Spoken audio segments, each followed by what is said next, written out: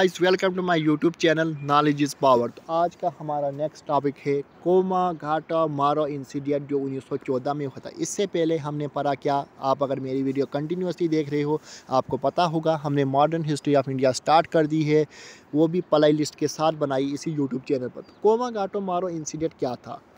Japanese stream line, एक Japanese ship थी, stream line एक शिप थी जिसके ओनर थे, जिसके मालिक थे Gurjit Singh Sandhu to bring Indian immigration to Canada. वो लोग जो इंडिया से कनाडा जाना चाहते थे उनको लेकर गए। तो इस शिप में क्या ये इम्पॉर्टेंट हादसा हुआ था, तो ये ज़रूर याद रखना। इसमें जेकेएसबी के एग्ज़ामों में, हर कॉम्पिटिटिव एग्ज़ाम में, जो कि यूपीएससी लेवल में भी यहाँ से क्वेश्चन। टोटल पैसेंजर 376 थे, जो सब पंजाबी थे, पंजाबी सब थे, यानी कि पंजाब में रहते थे। 340 इसमें सिख थे, 12 इसमें हिंदू थे और 24 इसमें मुस्लिम थे। ये शिप जा रही थी हांगकांग से जापान। अब जापान से जाने वाली थी ये कनाडा में। कहाँ जा रही थी? कनाडा। तो यही है कोमाघाटा मारो इंसिडेंट। तो ये एक इंसिडेंट हुआ था, आपको इसको गौर से पढ़ना है कि ये क्या इंसिडेंट था। तो उसके बाद क्या हुआ, जब ये जापान, अब जैसे ये शिप कनाडा पहुंची, immigration authority turn it then back in Canada. तो जैसे ही जापान से ये कनाडा पहुंची शिप, तो वहाँ पर ये हम पैसेंजर को अलाउ ही नहीं किया अथॉरिटी ने। जो कनाडा की अथॉरिटी थी, वहाँ की पुलिस थी शिप को देखने वाली, उन्होंने कहा तुम वापस चले जाओ। 2 मंथ ऑफ अनसर्विंग के फाइनली एंटर टू कलकत्ता। उनको कहा 2 मंथ के बाद कहा तुम वापस निकल जाओ। यहाँ खाली 24 पैसेंजर को अलाउ किया, खाली मुस्लिमों को अलाउ किया, बाकियों को, क्योंकि ब्रिटिश ने बोला था इनको वहाँ पर नहीं पकड़ना कनाडा में, तो उनको वापस भगा दिया। तो इसी को कहा जाता है बज इंसिडेंट। अब इससे क्या हुआ, police went to arrest Baba Gurjit Singh Sindhu. Police चाहती थी गुरजीत सिंह सिंधु को अरेस्ट करे। क्यों? क्योंकि वो शिप के मालिक थे, वो शिप के मालिक थे। मगर क्या हुआ, वो भाग गया। तो वहाँ पर फिर फायरिंग हुई, क्योंकि मालिक तो भाग गया, लोग उसी में पैसेंजर थे।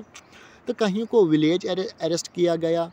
विलेज अरेस्ट होता है, जिस गाँव से लोग आए हैं उसी गाँव में रहना है, उस गाँव से बाहर नहीं निकलना है, चाहे 1 महीना 2 महीना, उसे कहते हैं विलेज अरेस्ट।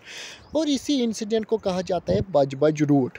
तो ये भी क्वेश्चन आता है, बज रूट किसको कहा जाता है? वो कहा जाता है कोमाघाटा मारो इंसिडेंट को।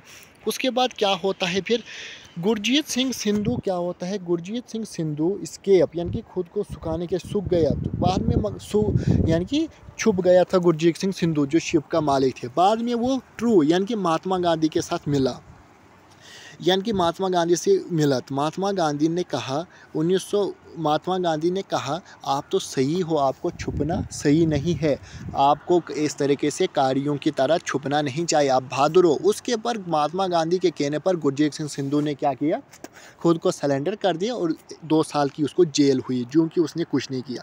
उसके बाद क्या होता है, 1909 से लेकर 1915 में lowest ebb in national movement, a vacuum period of ideology, leadership, Indian national and disaster, home rule। उसके बाद 1909 से 1915 तक आईएनसी क्या होती है, यानी कि इनके पास कोई मुद्दा ही नहीं बचता है, हम लड़े तो लड़े क्यों, यानी कि आईएनसी इंडियन नेशनल कॉन्फ्रेंस यानी कि बंद हो जाती है। कोई मुद्दा नहीं होता इनके पास लड़ने के लिए कि हम ब्रिटिश के खिलाफ लड़े क्यों। उसके बाद आता है होम रूल लीग। उसके बाद आता है होम रूल लीग, जो हम पढ़ेंगे कल की वीडियो में। चैनल को शेयर एंड सब्सक्राइब ज़रूर कीजिए, चाहे आप किसी भी एग्ज़ाम की प्रिपरेशन कर रहे हो, ये वीडियो है आपके लिए यूज़फुल।